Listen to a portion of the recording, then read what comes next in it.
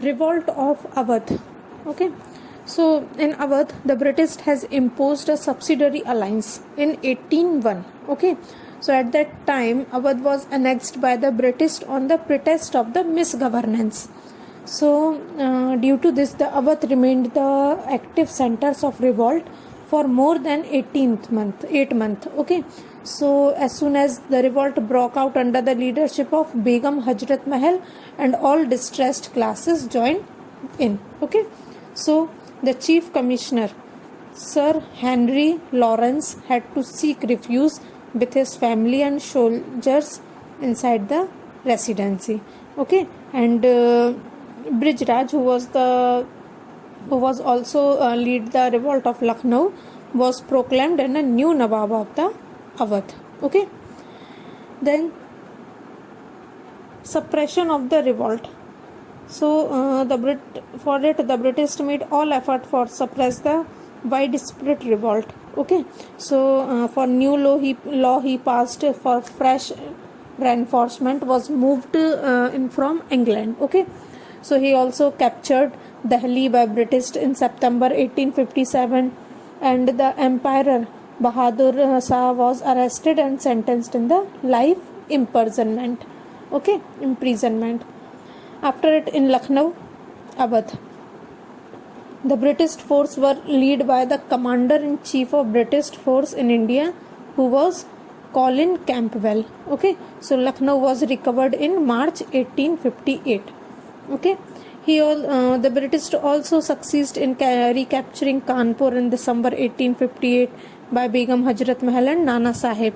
Okay, escaped in Nepal, and Tantai Tope joined the force of Rani Lakshmibai at Jhansi after the recapturing of the Awadh. Okay, so at that time Jhansi was also recaptured by the Sir Hugh Ross in April 1858.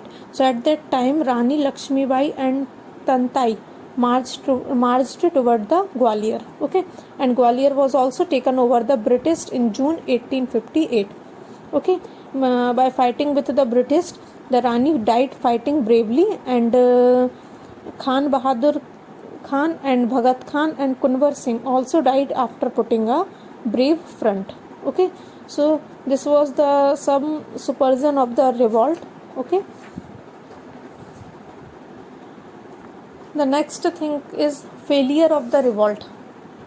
There are some causes or some problems are also arise in the revolt. Because of this, the revolt is to be failure. Okay, so the revolt of 1857 was not just an uprising of the soldiers.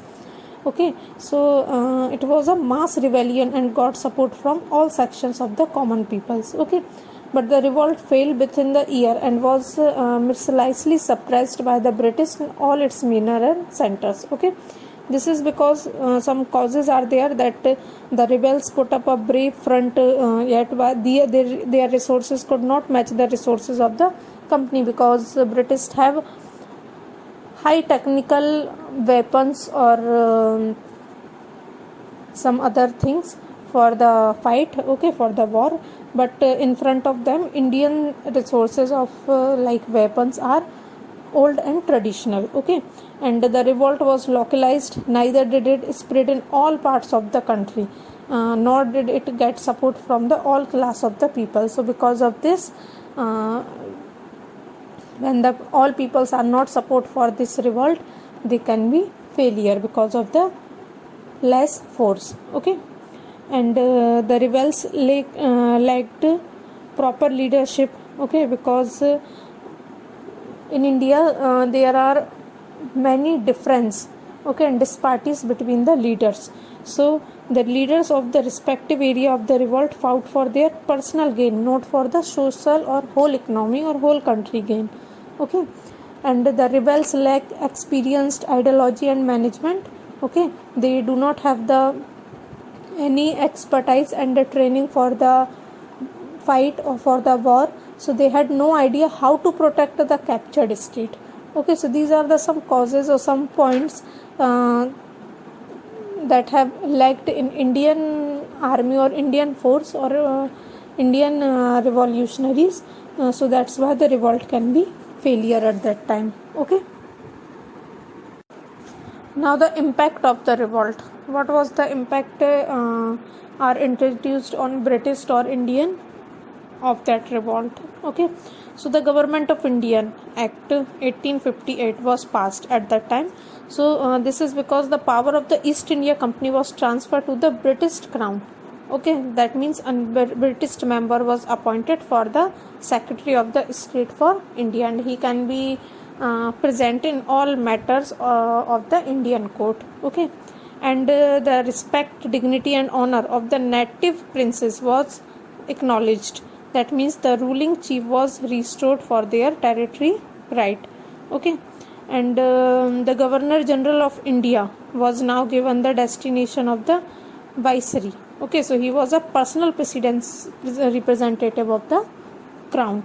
And the Indian Civil Service Act like 1861 was passed to encourage the entry of more Indians in the convented service.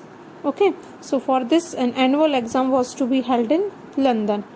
Okay, and in Indian Council Act 1861 when it passed, so its main aim to associating more Indians in the act of the legislation, and so that the rules would be aware for the feeling and sentiments of the peoples. Okay, so